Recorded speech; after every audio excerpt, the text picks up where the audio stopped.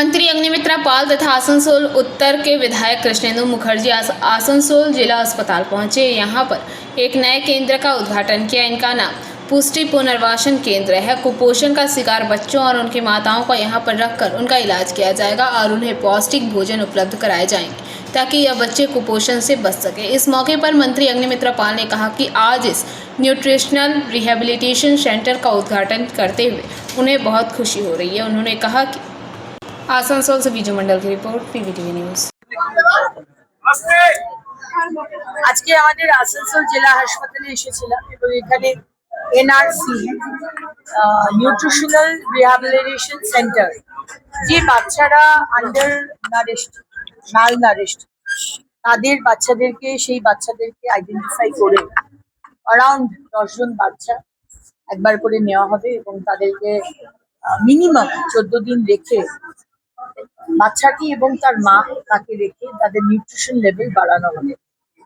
এটা একটি unique project, যেটা এর আগেও কেন্দ্র সরকার বারবার বলেছিলেন, আমাদের রাজ্যে সেগুলো হয়নি। এখন নতুন সরকার আসার পর সেগুলো হচ্ছে। প্রত্যেকটি হাসপাতালেই আমরা করার চেষ্টা করব। এটা অত্যন্ত ইম্পর্টেন্ট, কারণ কি দেখুন, এই বাচ্চাগুলোই তো আমাদের আগামী দিনের ভবিষ্যৎ।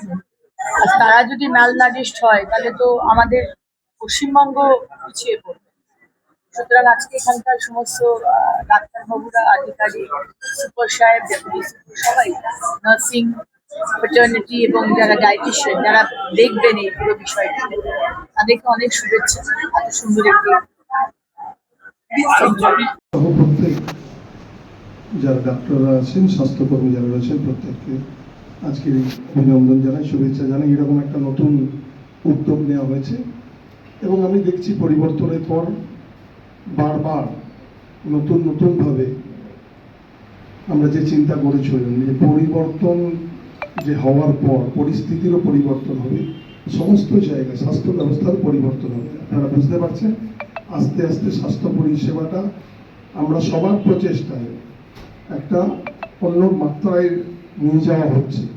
একটু সময় লাগবে, মাত্র 2 মাস হয়েছে। আজকে 10 তারিখ, 9 তারিখ ছিল কালকে, মাত্র 2 মাস নতুন সরকারের বয়সে।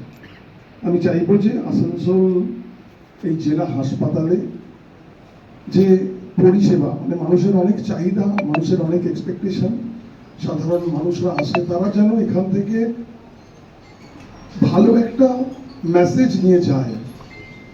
এতদিন আপনারা চেষ্টা করেছেন, কিন্তু বিভিন্ন প্রতিকূলতা ছিল, পেছনের জিনিসে আর যাচ্ছি না।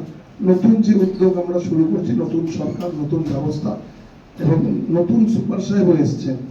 আমি চাইব নতুন সুপার সাহেব দেখবেন যে রেফার যেন বেশি না হয়। আমাদের যে বিষয়গুলো ছিল। आसनसोल से बीजू मंडल की रिपोर्ट, पीवीटीवी न्यूज।